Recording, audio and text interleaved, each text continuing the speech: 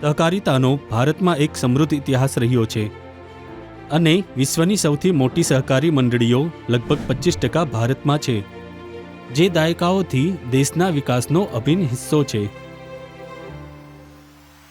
સહકારી મંડળીઓ દેશમાં વિકાસને વેગ પ્રદાન કરવા, અર્થવ્યવસ્થાને મજબૂત કરવા અને આવકની અસમાનતા ઘટાડવા માટે સક્ષમ છે. देश के कोने कोने में लोकतंत्र की एक सबसे बड़ी इकाई को मजबूत करने के लिए हमने अलग कोऑपरेटिव मंत्रालय बनाया और वो हमारी सहकारी संस्थाएं उसका जाल बिछा रहा है ताकि गरीब से गरीब की वहां सुनवाई हो, उसकी आवश्यकताओं की पूर्ति हो और वो भी राष्ट्र के विकास की योगदान में एक छोटी इकाई का हिस्सा बनकर के उसमें वो योगदान दे रखे.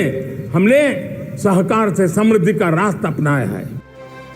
નવા રચાયેલા સહકાર મંત્રાલયે પ્રધાનમંત્રી શ્રી નરેન્દ્ર મોદીજીના સહકારથી સમૃદ્ધિના પરિકલ્પનાને સાકાર કરવા માટે માનનીય ગૃહ અને સહકારિતા મંત્રી શ્રી અમિત શાહજીના કુશળ નેતૃત્વ હેઠળ 54થી વધુ પહેલ કરવામાં આવી છે. સહકારી મંડળીઓને તકનીકી રીતે ઉન્નત અને સક્ષમ બનાવવા અને તેમની કાર્યશૈલીને સરળ બનાવવા માટે મંત્રાલય દ્વારા ઘણા પગલાં લેવામાં આવ્યા છે. આ ક્રમમાં 63,000 પેક્સનું કોમ્પ્યુટરીકરણ કરવામાં આવી રહ્યું છે અને રાષ્ટ્રીય સહકારી ડાટાબેઝનું નિર્માણ પણ પૂર્ણ થયેલ છે, જેમાં દેશની લગભગ 8 લાખ સહકારી મંડળીઓની માહિતી ઉપલબ્ધ છે. સેન્ટ્રલ રજિસ્ટ્રારની ઓફિસ સંપૂર્ણ રીતે કોમ્પ્યુટરીકરણ થઈ ગઈ છે. मोदी जी के विजन में आज एक नया काम कोऑपरेटिव मंत्रालय ने शुरू किया है.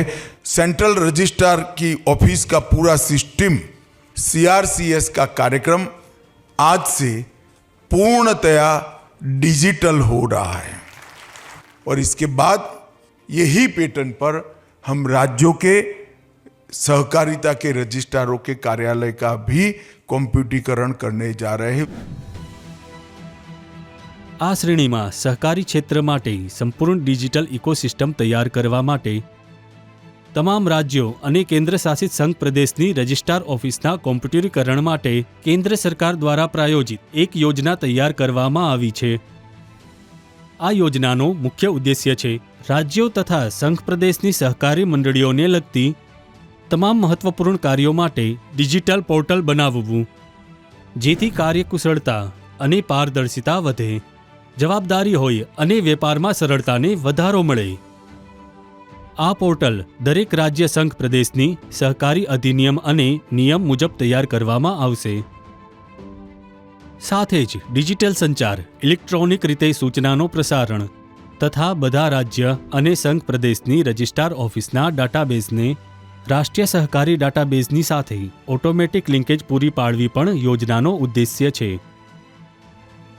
આ ડિજિટલ પોર્ટલમાં સહકારી મંડળીઓની નોંધણી, પેટા નિયમોમાં સુધારો, રિટર્ન ફાઇલિંગ, સંદેશાવ્યવહાર, વિવાદોનું સમાધાન, ઓડિટ, નિરીક્ષણ, ફડચો, ફરિયાદો, ચૂંટણીઓ, અપીલ અને મધ્યસ્થતાવાદ જેવા કાર્યો માટેના મોડ્યુલનો સમાવેશ કરવામાં આવ્યો છે. RCSના કોમ્પ્યુટરીકરણની યોજનાને માનનીય ગૃહ અને સહકારિતા મંત્રી શ્રી અમિત શાહજી દ્વારા તારીખ 6 ઓક્ટોબર 2023ના રોજ મંજૂરી આપવામાં આવી હતી. આ યોજનાનું કુલ બજેટ 94.59 કરોડ રૂપિયા છે અને સમયગાળો 3 વર્ષનો છે.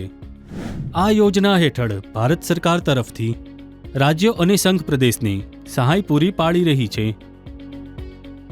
જેથી તમામ રાજ્યોની રજિસ્ટ્રાર કાર્યાલયો દ્વારા જિલ્લા સ્તર સુધી ડિજિટલ પોર્ટલનો ઉપયોગ કરી શકાય. આ યોજનાના મુખ્ય 3 ઘટકો છે. સોફ્ટવેર બનાવવા માટે દરેક રાજ્ય અને સંઘ પ્રદેશોને 1.5 કરોડ રૂપિયા સુધીની સહાય આપવામાં આવી રહી છે. કોમ્પ્યુટર હાર્ડવેરની ખરીદી તથા ક્લાઉડ ઇન્ફ્રાસ્ટ્રક્ચરની માટે થવાવાળી ખર્ચ કેન્દ્ર તથા રાજ્ય સરકારો સંયુક્ત રીતે ઉઠાવશે. સોફ્ટવેરની જાળવણી અને અપગ્રેડેશન માટે પણ 2 વર્ષ સુધી મદદ આપવામાં આવશે, જે ભારત સરકાર અને રાજ્ય સરકાર દ્વારા સંયુક્ત રીતે ઉઠાવવામાં આવશે.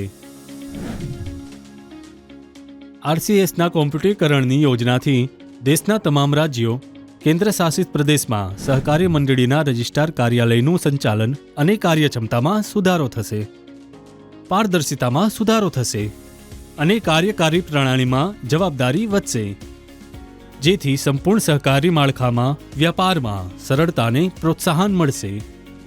આનાથી સહકારી ક્ષેત્ર સાથે જોડાયેલા લગભગ 30 કરોડ સભ્યોને ફાયદો થશે. દેશના આર્થિક વિકાસને વેગ મળશે. વધુ માહિતી માટે નીચે આપેલા લિંક પર ક્લિક કરો.